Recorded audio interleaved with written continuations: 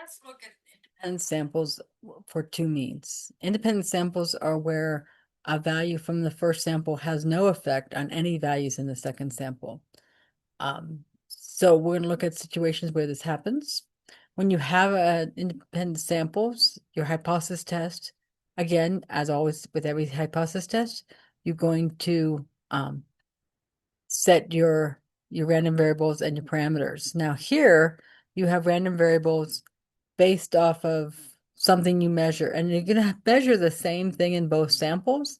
Just there's going to be some kind of factor that might have changed.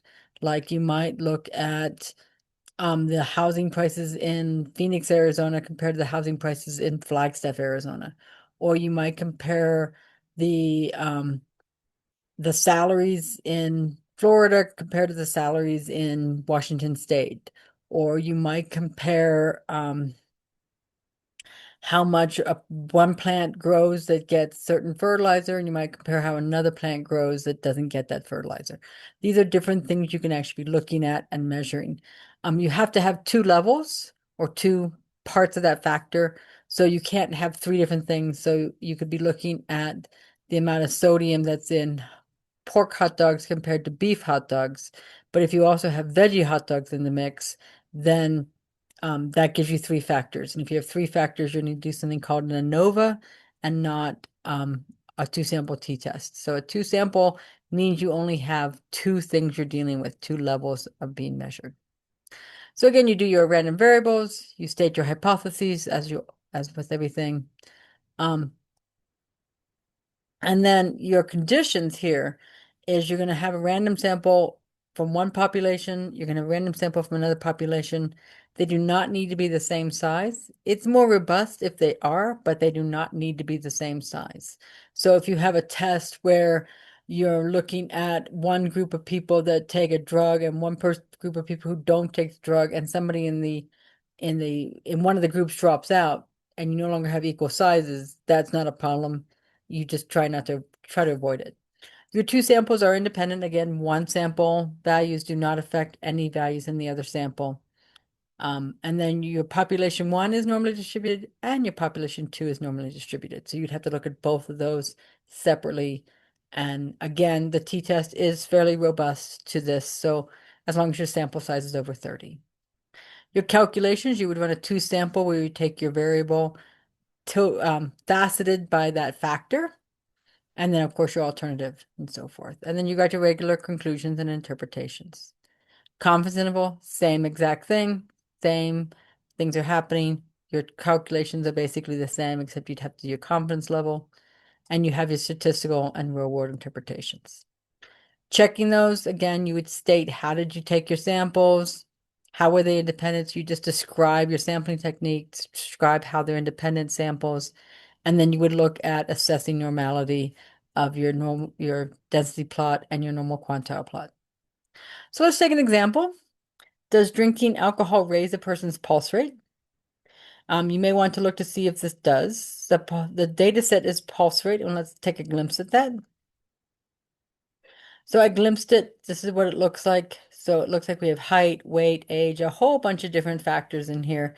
I didn't give you the code book in here, but you can go look at the code book and you can see what all these different things represent. We can look over here to see what these values are. You can see alcohol is something, and what alcohol means is not that somebody drank alcohol and then took their pulse rate. It just means that somebody who normally consumes alcohol. So this is looking at just people who normally consume alcohol, what happens with their, what are they doing? Just like the people who smoke are people who normally smoke or people who don't normally smoke. So these are not right ahead before that. Pulse before is your resting pulse rate. Pulse after would be after you did some kind of running or some kind of exercise of activity. Exercise is just you normally exercise. It's not like you just exercise, just normal people who exercise. So, we're going to look to see this data set contains both before and after exercise collected from individuals, along with whether the individual smokes, drinks, and exercises regularly. The before pulse rate is before the exercise, and the after is after. They ran in place in 1 minute. So consider a person's resting pulse rate before use the sample and pulse to determine if alcohol increases the resting pulse rate.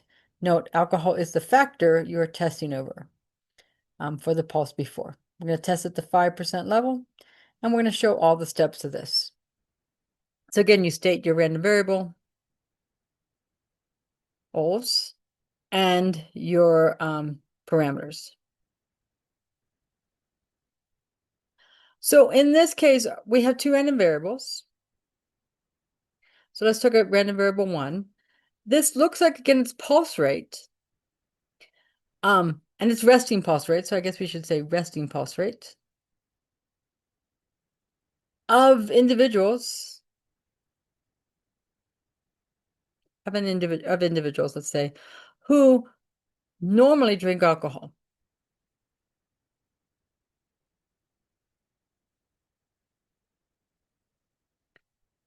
There we go. Your random variable 2 is the exact same thing, except so still you're measuring the same thing of resting pulse rate, except instead of being for people who normally drink alcohol, it's for people who normally do not drink alcohol. So that's kind of the difference. You can see my factors in there. I still have the same thing I'm measuring, but my factor is the drinking alcohol or not drinking alcohol. My parameters, well, since we're pulse rate and that's a number, we can do a mean. So it's the mean resting pulse rate of those who normally drink alcohol. And parameter 2 would be the mean pulsing rate of the individuals who normally do not drink alcohol. So now we can get to our hypotheses. So our null hypothesis and our alternative hypothesis.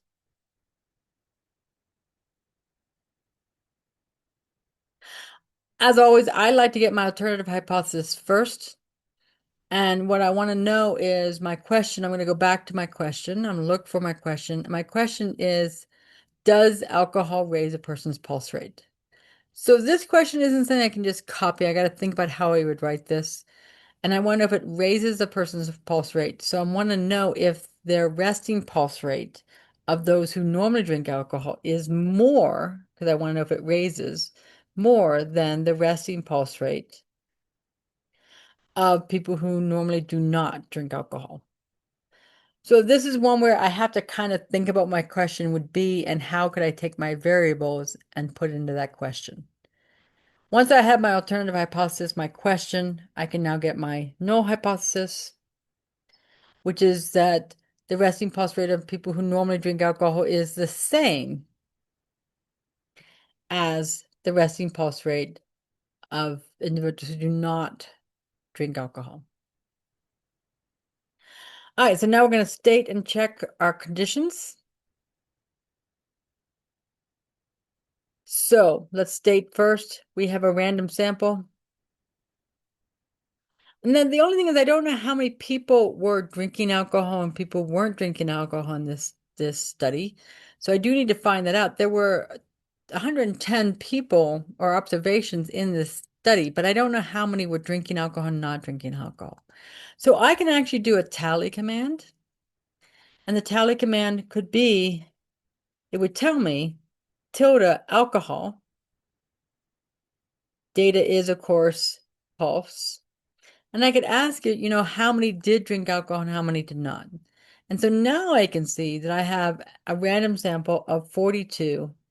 Actually, let's do the 68. 68 resting pulse rates of individuals who normally drink alcohol. And was taken. And then I also have a random sample of 42 resting pulse rates of people who normally do not drink alcohol. So I do have two separate samples because I have the sample of the 68 in one part, and I still have it it's in the same data set, but I want to think of them as kind of separate pieces. If I actually open up my data set for a second here, I could actually sort based on alcohol, and I can actually see that no is this group. So this is my first sample, and then yes is my second sample. Okay. I want to check this. And unfortunately, I have no idea how the sample was taken. In fact, I do know that this data came from professor's students. So we're really not sure. It certainly wasn't a random sample. So we have no idea about the sample. So this may not be true.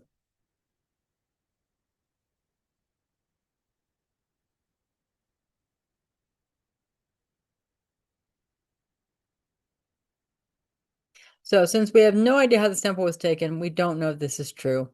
So this may not be a valid test because of that.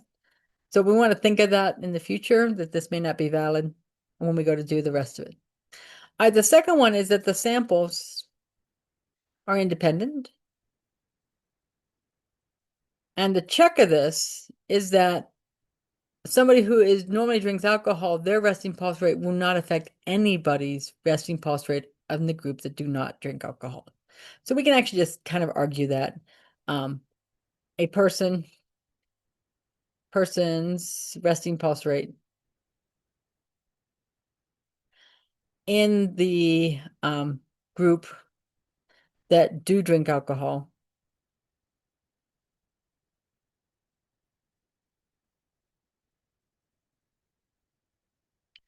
does not affect any resting pulse rates in the group of those who do not.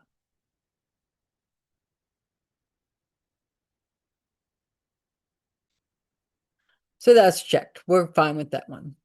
Now we're going to state that the population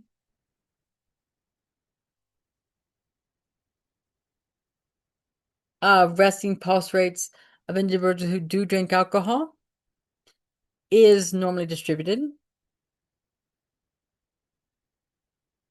The other one is the population of resting pulse rates of individuals. I guess I don't need to type all that because I already have that.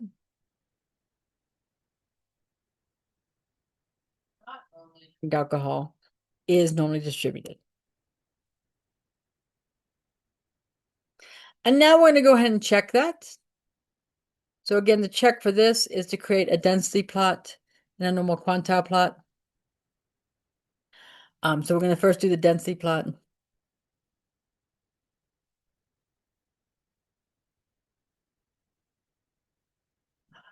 Can't seem to type today. Really can't type today. All right, there we go. All right. We are looking at the pulse before, because that is the resting pulse rate is the pulse before. So we'll call it pulse before.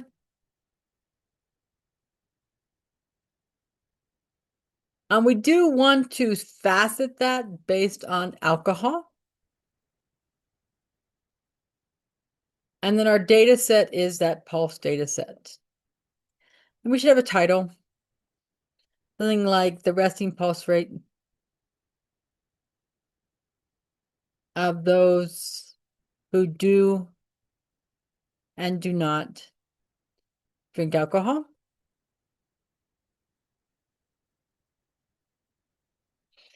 We could also put a title on that. I mean, X for lab might be something like the resting pulse rate.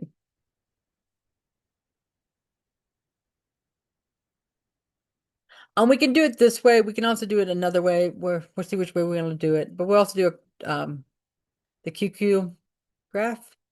And then again, everything there is the same. So all we got to do is copy all that. I don't want the X lab there, so I left that off. Make sure you didn't have a comma there.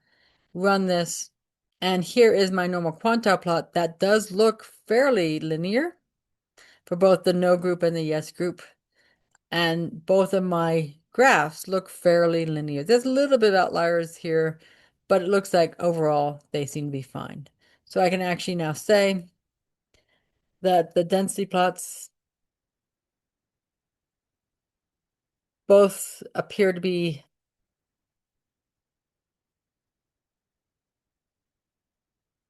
normally just bell-shaped, let's say. And the normal quantile plots appear to be linear.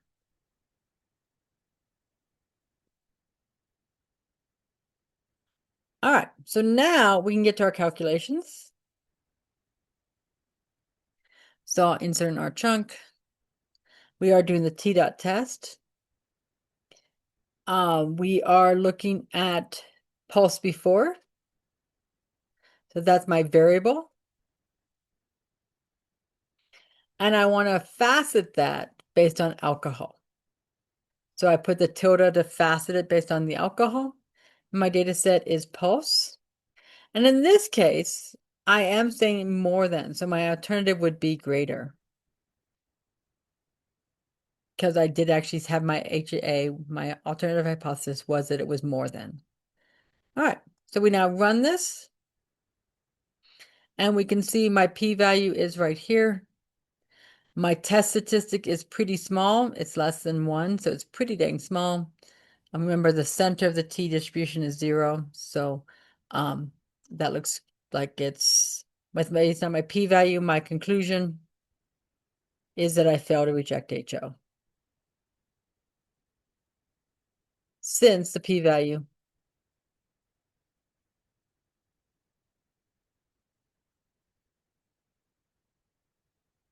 is less than, and I think it was 5% in this case. And my interpretation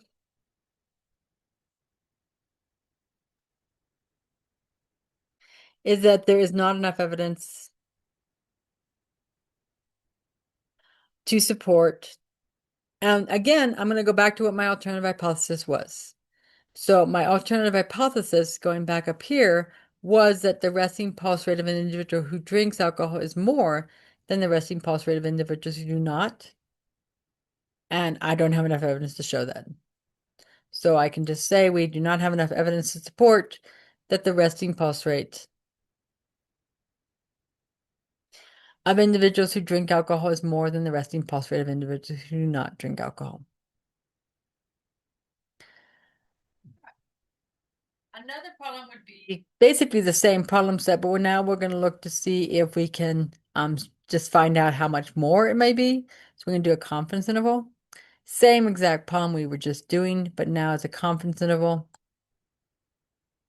The nice thing is that with the confidence interval, we've already did a lot of this. So state the random variables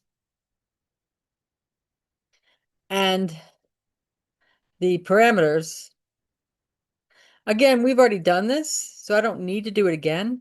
I could go copy, and in fact, I think I will go copy in this case. I'm going to just go copy what they were, and then I can just paste them down there. This is a nice thing about doing things electronically, is you can just go copy and paste.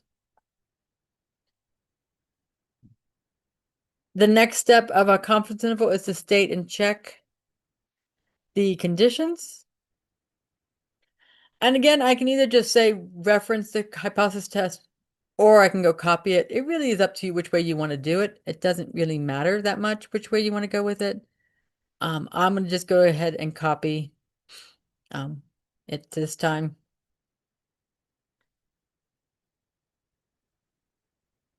And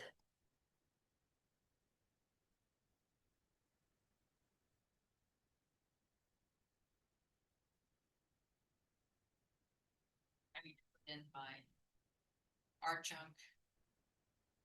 I accidentally grabbed the little R thing that's top that says this is R chunk, so I have to just remove that and then go back up and get my conclusion I had from that.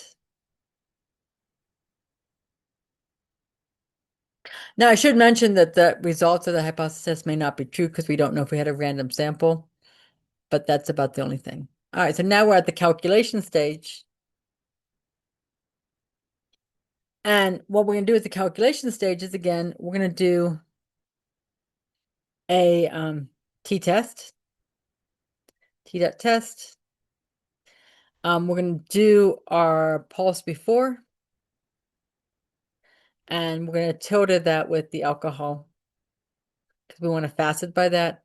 And our data set again is pulse, but now we need our confidence level. So we got to figure out what that was. We're going to use the fact that we had a 5% alpha. And so the confidence level is usually 1 minus that alpha level. But in this case, it's not exactly 1 minus it because my hypothesis test was what we call a one-tailed test because it was just saying more than. So we're only caring about being a greater than. We're only caring about being on one side of this. And we want a confidence interval to be on both sides. So we want to actually think about it being 5% and 5%. So we actually want to have it be with 10%. So you actually, when you have a one-tailed hypothesis test, your confidence level is 1 minus 2 times your alpha, or 1 minus 2 times the 0.05. That gets me a 0.9. Okay, so my confidence level is actually 0.9, and then I can run my confidence level. And here's where it is, and there it is right there. My 90% confidence interval, -4 to +4. So one thing to remind you is a -4 is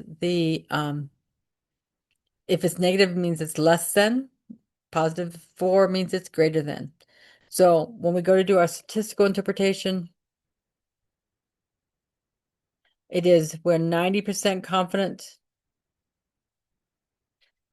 that the interval from -4.17 beats per minute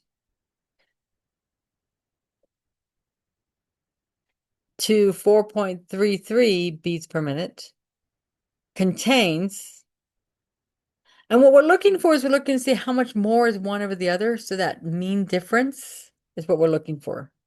The mean difference between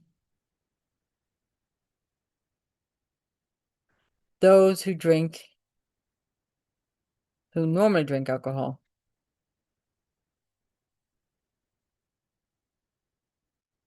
and those who don't. And I guess I should say the mean difference in resting pulse rates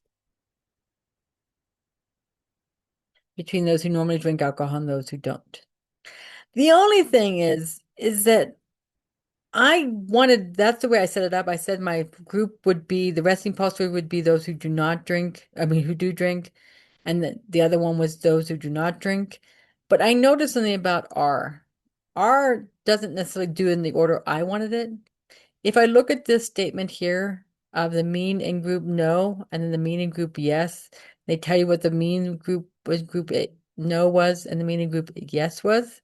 But because they did the mean in group no first, in R's mind, the first group was in fact um, the no group, the people who do not drink. So we actually probably should switch this around. In the missing pulse rate between those who normally do not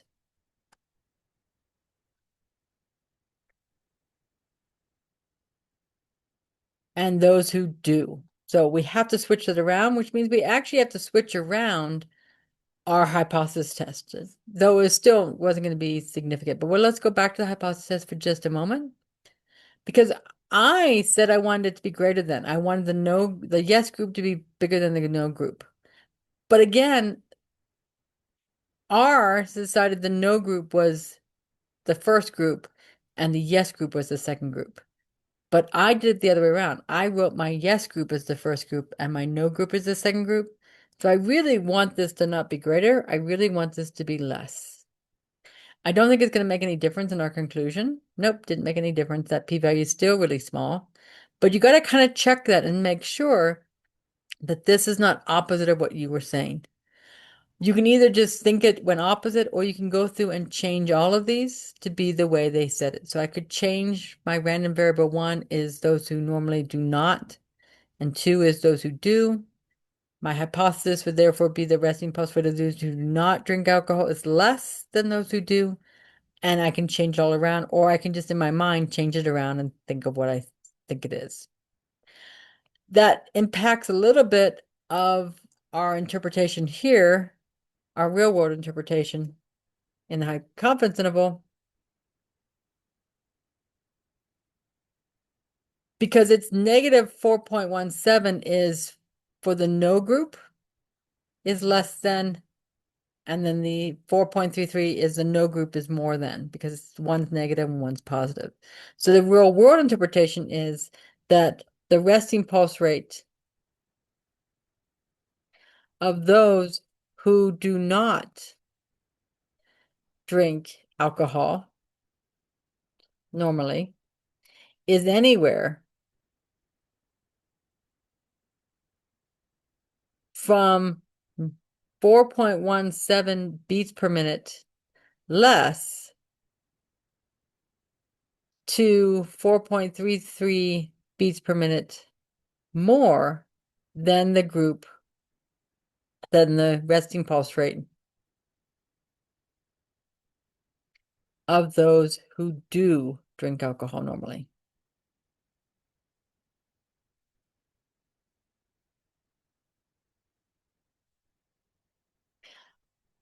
Again, 0 is in this interval, so it gives me the same conclusion we got from our hypothesis test.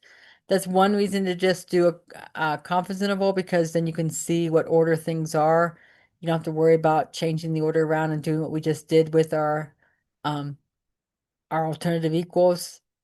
And you can now see how that kind of works. And you can see that 0 is in this interval, so we get the same conclusion in our hypothesis test as we do in our confidence interval.